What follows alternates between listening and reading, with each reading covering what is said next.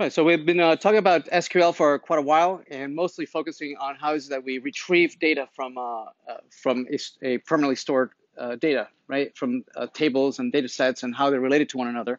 We certainly need to be able to also update the database, make changes to a database. So let's take a look at some of the SQL commands that we would use for that. So one of the first commands that we might want to take a look at is, well, how is it that we added the data into the database in the first place, right? And we're certainly we're going to be using the command, the insert command, that does what you might expect it does. It inserts information into a given table. There's a couple of different syntax depending on what it is that you're doing. The simplest of syntax is that you insert into a table name. You give it the table you're inserting, and then the values, right, in a parentheses and comma separated.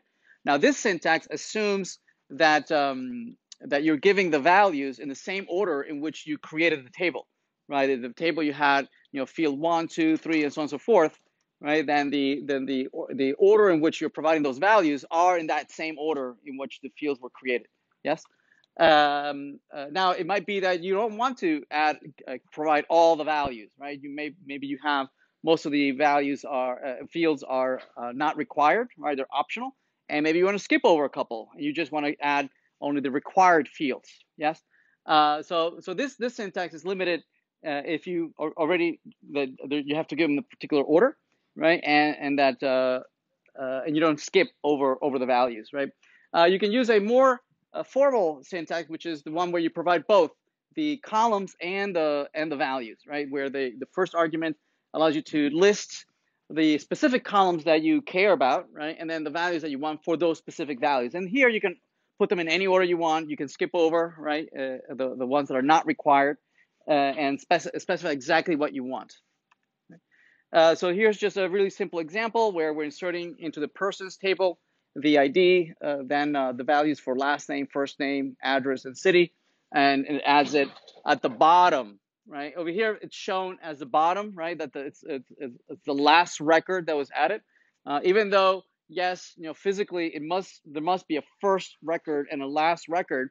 We don't want to think about any particular order, right? The database is free to reshuffle the data any which way it wants for performance reasons, right? We should never think as the first or second or third row, right? There's no particular order that we care about. We can think about it the order based on a particular field. Maybe that's interesting to you, right? And that depends only on how do you want to consume the data, right? That it's convenient to you consume it if it's sorted by last name or first name or address or city, right? That's up to you. And how is it that your frontal cortex wants to read the data? We can specify specific values and skip over some of the fields. Over here, we're not specifying address and city, and that's okay if it was declared so that those values could be optional, right? And if instead the address and city was had a not null next to the field, that this insert would have failed, right? Would have not let you insert it. So here we are inserting data into the students table.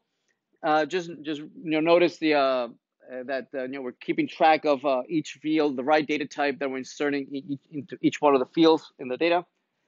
Some of these might have default values, right? Some of the fields that you are not mentioned here might have some default value, and use that instead.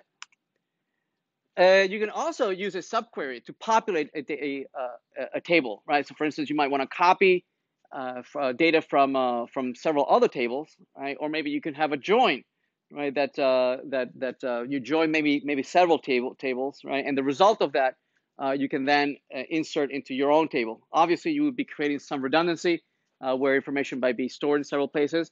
This is something you might do if you're creating like a materialized view, right? Where instead of the view being a one-time off call, right, or having to run every single time, right? A materialized view, it might be made up of that query, right, that you would use to create the view, but instead you store it permanently into an actual table.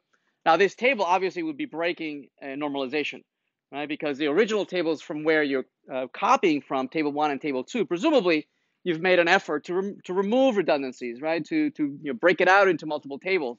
You're breaking the normalization by creating now a table that is copying this data across, right? So you're as long as you know what you're doing, right? That's totally fine. We'll see later on that we can actually there's a what is called bad redundancy and good redundancy, right? Redundancy is bad when introduces the risk of inconsistency.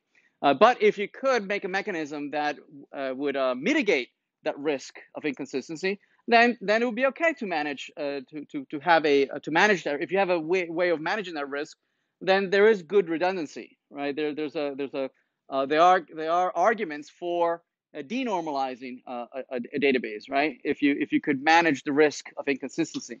So we'll talk about that a little later. Here's an example of creating and populating a new table with data that you can join from multiple other tables. So here's an example that we are populating a table called alumni as being a subset from the student table, right? Only those students who have graduated, for instance, right? That their graduation year is beyond the current year, right? And if so, copy over those folks into this alumni table, right? Obviously, we're introducing redundancy because the student is being now in two different places. But again, if we're willing and able to manage this redundancy, then it's okay, right? As long as you know what you're doing. Here we so some of the data might be computed, right, on the fly, right, where we are calculating the SIDs, for instance, and for instance, a particular student that has recently been added, right? We can change the name. We can copy some fields from an existing student. Maybe it's a sibling or something, right? And they already have the address and you'll have a lot of information about that particular student. I want to copy them over, right? So I can select a particular student for the particular ID and copy over into a brand new record, right? And then update some information that might be for that specific student, right? So I can copy. All right, so let's take a look at delete and update.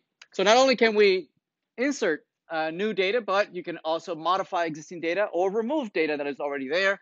There's the you can use the delete statement, right? That allows you to remove from an existing table. You can say delete from table or delete star from table. That kind of removes all the records.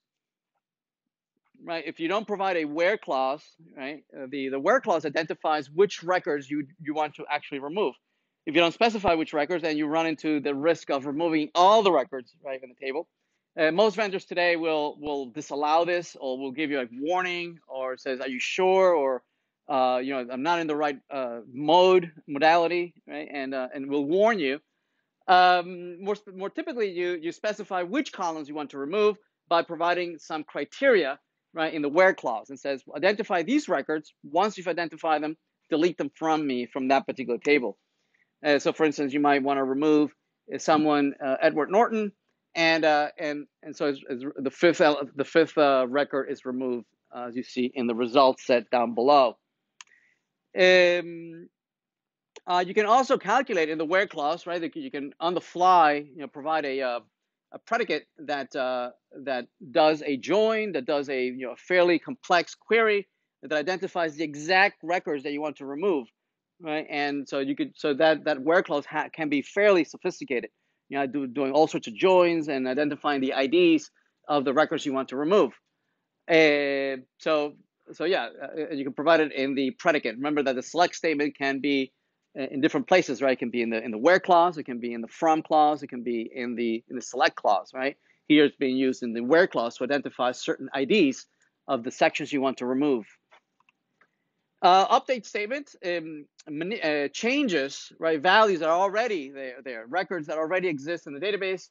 And again, you can use the where clause to identify exactly which records you want to update, and then you can specify, well, now that I know that you're updating these 10 records out of 1,000 records, what do you want to do with them, right? So maybe they're employees and they had a really good year and they want to give them a bonus, right? So you can update their salary or their yearly bonus and whatnot, right? So you identify who, and then the columns that you want to modify, and what new values you want to add, right, in this comma separated statement here, right? If you don't put a where clause, again, like the delete, the where clause, if you don't put a where clause, that means that you're updating all the records in the table, right? That means that everybody's going to be updated. All those values, all those columns and all those values will be updated for all the records because you haven't identified the subset of the records you want to modify. So be careful there too. So for instance, here's Edward Norton before we had removed him.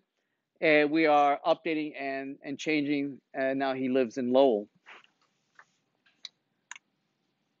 Again, if you omit the where clause, right, now you've moved a whole bunch of people. Now they all live in Lowell. The or here, for instance, we now we have a whole bunch of folks who have moved from a major, right? They're used to being in the law school, and now they move into the business school, and this added, they added a year to their graduation year, right? For instance, we're modifying folks that used to be enrolled in the law school, 20. Now we're making them enroll them in the business school, a much better career, and then change their graduation year to 1. That's also since we can set the value based on the previous value, right? So this has like a read and a write on both of them. And we'll see that, for instance, Mongo has a limitation that you can't access or have, or you can't read the old value, right, to use it to calculate the new value. Unfortunately, yeah, there's some limitations there with other vendors.